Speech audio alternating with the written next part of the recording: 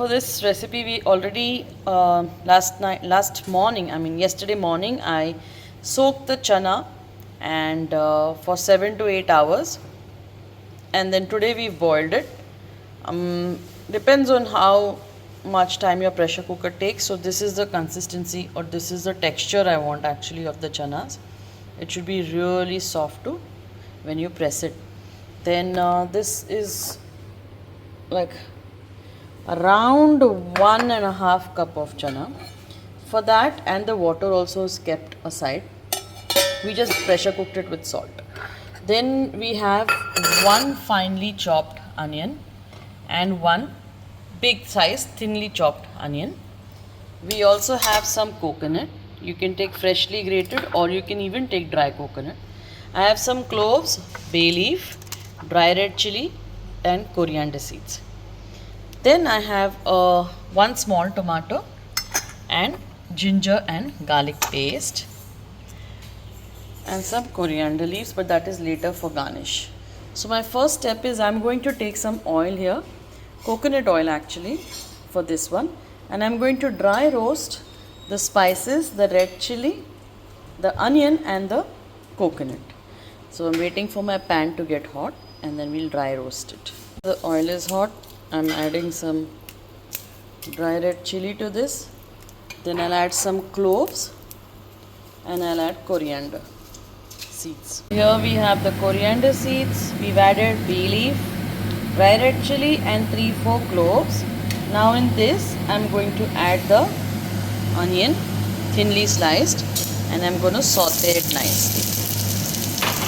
And once the onion gets little soft, then I'm going to add the coconut, because the coconut burns faster, browns also faster. So we don't want that to happen. So first fry the onion nicely.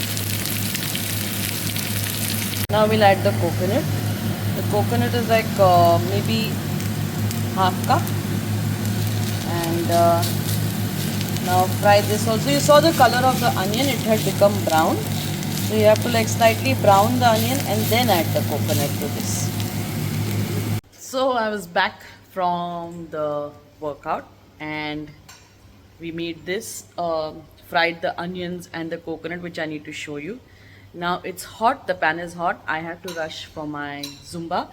When I come back, I've asked Maravik to grind this into a very fine paste, but once it cools down, you can grind it to a very fine paste. So let me show you now how it looks, and then how fine the paste should be. We'll show you later.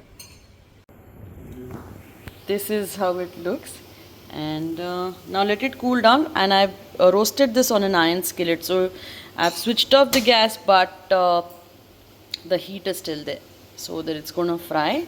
And you need it nicely browned, not burnt, nicely browned. And then you can grind it with water, but add minimum water. But if you need to make a fine paste, add as much water that will be required to make a fine paste. But make sure that we need like really fine paste for this. Now I'm gonna put back the bay leaf, it kept flying out of the pan. So yeah, so grind this together into a fine paste. So the masala here is ready, and you can see how fine it's been ground. This is the consistency you need. Now the next step. Now the chana making step actually. So we've taken a wok here, hot, and I'm going to add some oil, any kind of oil you can add. You remember that we already had oil in this masala when we were making it, so I'm going to put a little oil. So like say 1 tablespoon of oil, and yeah, I'm going to fry the onions first in that oil. So now the oil is hot and we are going to add onion, chopped onion. Now if you don't have meat masala, you can also add Malwani masala to this, or you can even add just plain garam masala also, no problem. But if you have meat masala, like a mutton masala or a chicken meat masala, whichever meat curry masala you have, that will also taste very nice. I will tell you when you can add it when we come to that step. But right now I'm going to fry these onions. These are fine chopped onions. Don't fry it till it becomes brown. Just slight color change is also good enough. And I'm also going to add this ginger garlic paste. How many garlic did we take for this one? 3, and 1.5 inch of ginger. Okay, now let's just nicely fry this so all the raw smell of the ginger and garlic goes away. Now a little rawness of the ginger garlic paste has gone. I'm going to add the tomatoes and also again give it a very nice mix. Make sure the tomatoes go soft in this. And then we will add our masala that we just made of the onion and the coconut. So fry this till the tomatoes go soft. Now you see the tomatoes have gone soft. I'm going to add some salt to this. You remember that we've already added salt while cooking the chana, so be careful. Do not over add salt. So taste your chanas and the water, we call it kalan. Taste that and decide how much salt you want. Then I'm also going to add some turmeric to this.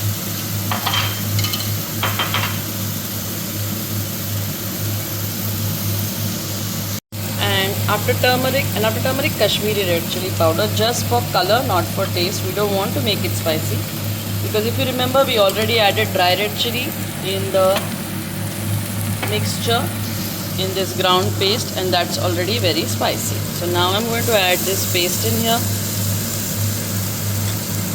and I'm going to give it a nice mix,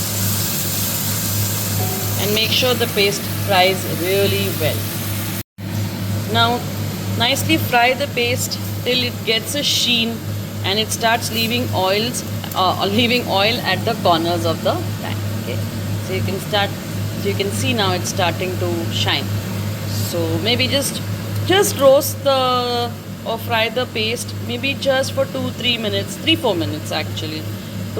If there is any rawness, in the end, it should go away if there is still any rawness, and also it should get nicely incorporated with the ginger, garlic and the tomato. So maybe give it like good 4-5 minutes or 3-4 minutes of nice stir. Okay, now it's been good 4-5 minutes. Now I'm going to add the whatever mutton masala, malwani masala powder, or just plain garam masala. If you're adding, that will also do. Just add that and again give it a nice mix. Let it mix around well. And that rawness of the masala also go away. And then at this point, once you know that you fried it nicely, add your chanas into this. Coat the chanas nicely with this mixture. This mixture, you can just coat the chanas very well with it. Nice. And then once you've coated the chanas nicely, you remember this water that we had reserved? Add the water inside, because it's got all the nutrition. We don't want it to go to waste. So, and also the flavor, right? So we're going to mix it nicely, because if we don't mix it, the masala is going to settle down and burn, and the water is going to remain up. So now this is like a semi-thick gravy kind of a thing. So mix it well. And I like to add coriander leaf when the vegetables or the things are cooking, because I like the taste of coriander leaves in my food. So I'm going to add the coriander leaves to this while it's boiling, and I'm going to cover this and cook and bring it to a consistency that we like. Now, because I said it's an usar, our usar is a little dry and thick. But if you want to eat it like a gravy with rice, you decide the consistency that you want. Okay, but this is cooked, as we know the chana is cooked. So now I will just let this come for one strong rapid boil, and then I'm going to switch off the gas. Okay, but if you want it dry, then make sure that you cook it till the water evaporates. So yeah, I'm going to cover this now. Yeah, cover it and let it cook till one boil. It's boiling away.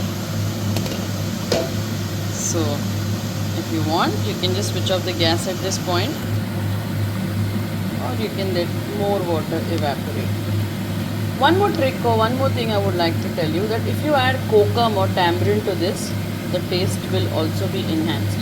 So I leave it to you. If you want to add little jaggery and tamarind, up to you. can go ahead and do that. So this is my lunch. The chana is made. This is the protein for today. This is the fiber. This is a mix of drumstick leaves and Malabar spinach and amaranth red. This is vinegar onion, probiotic. This is my fiber, my salad. There is more here. So yeah, that is it. That's my lunch. Thank you for watching, guys. I hope you liked today's video and you're also going to try this recipe at home. Bye.